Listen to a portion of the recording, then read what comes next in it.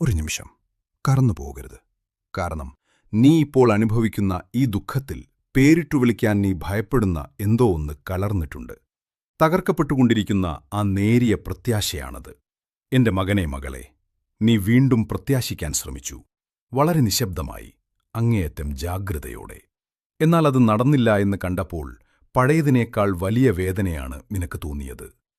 നിരാശ എന്നത് അസഹനീയമായതുകൊണ്ട് ഇപ്പോൾ വീണ്ടും പ്രത്യാശിക്കാൻ നിനക്ക് പേടിയാണ്. ഇനി മേലിൽ ഞാനൊന്നും പ്രതീക്ഷിക്കില്ല എന്ന് നീ നിന്നോട് തന്നെ പറയുന്നുണ്ടാകാം. എങ്കിലും നിന്റെ ഹൃദയം ഇപ്പോഴും വിങ്ങുകയാണ്. കാരണം പ്രത്യാശിക്കാൻ വേണ്ടിയാണ് അത് സൃഷ്ടിക്കപ്പെട്ടിരിക്കുന്നത്. ഞാൻ പറയുന്നത് നീ ആർദ്രതയോടെ കേൾക്കുക. റോമർ 5:5 ഇപ്രകാരം പറയുന്നു: ദൈവം നമുക്ക് നൽകിയ പരിശുദ്ധാത്മാവിലൂടെ അവിടുത്തെ സ്നേഹം നമ്മുടെ ഹൃദയങ്ങളിലേക്ക് പകർന്നതുകൊണ്ട് പ്രത്യാശ നമ്മെ ലജ്ജിപ്പിക്കുകയില്ല. അതെ, പ്രത്യാശ നിന്നെ ലജ്ജിപ്പിക്കില്ല. അത് നിന്റെ ഹൃദയം മുറിവേൽപ്പിക്കുമ്പോഴും അതിനെ തുടർന്ന് കണ്ണുനീരൊഴുക്കുമ്പോഴും നീ ലജ്ജിക്കേണ്ടതില്ല.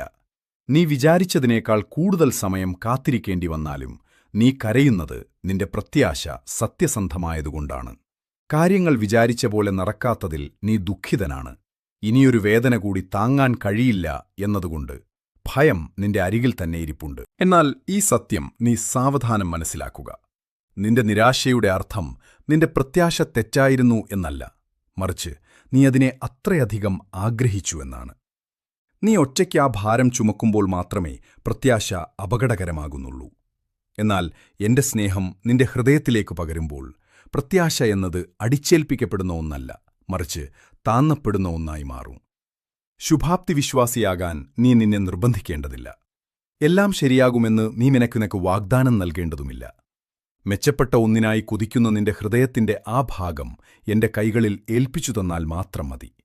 നീ പ്രത്യാശയുടെ വാതിലുകൾ പൂർണ്ണമായും അടച്ചുകളഞ്ഞാൽ നിന്റെ ഹൃദയം നിശബ്ദമാവുകയും ഭാരപ്പെടുകയും ചെയ്യും. എന്നാൽ ആ മുറിവേറ്റ ഇടത്തേക്ക് സ്നേഹം പകരാൻ നീ എന്നെ അനുവദിച്ചാൽ പ്രത്യാശ വളരെ മൃദുവായി, സാവധാനം, സുരക്ഷിതമായി നിനക്ക് മടങ്ങിവരും. നിന്റെ പ്രത്യാശ വീണ്ടും ശ്വസിക്കട്ടെ. അത് വിറയ്ക്കുന്നുണ്ടെങ്കിൽ പോലും, കണ്ണുനീരോടുകൂടിയാണെങ്കിൽ പോലും. ഉച്ചത്തിൽ പ്രത്യാശിക്കാൻ ഞാൻ നിന്നോട് ആവശ്യപ്പെടുന്നില്ല.